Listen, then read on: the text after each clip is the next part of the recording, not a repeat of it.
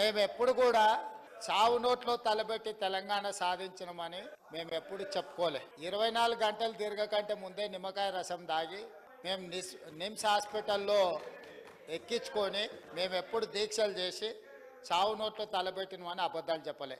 100 రూపాయలు పెట్టి పెట్రోల్ కొనుక్కున్నాం కానీ 10 పైసలు పెట్టి అగ్గిపెట్టె కొనుక్కోక డ్రామా చేయడం ద్వారా శ్రీకాంతాచార్యని, ఓ ఈశాన్ రెడ్డిని, ఓ యాదయ్యను మేము బలి కొనలే.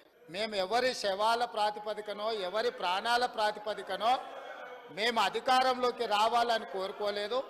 కోల్పోయిన అధికారాన్ని మళ్ళీ ఇతర ప్రాణాలను బలిచ్చి కుర్చీలో కూర్చోవాలని అనుకోవడం లేదు. అయితే తెలంగాణ రాష్ట్ర విశాల ప్రయోజనాల దృష్ట్యా అక్కడ కల్వకుంట్ల తారక రామారావు గారు, ఇక్కడ తన్నీర్ హరీష్ రావు గారు దీక్ష గురించి ప్రతిపాదించారు.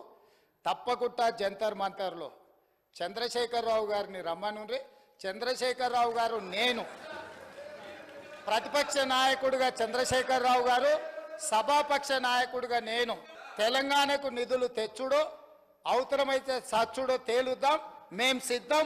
తారీఖు పెట్టండి, చంద్రశేఖరరావుని తీసుకొని రండి.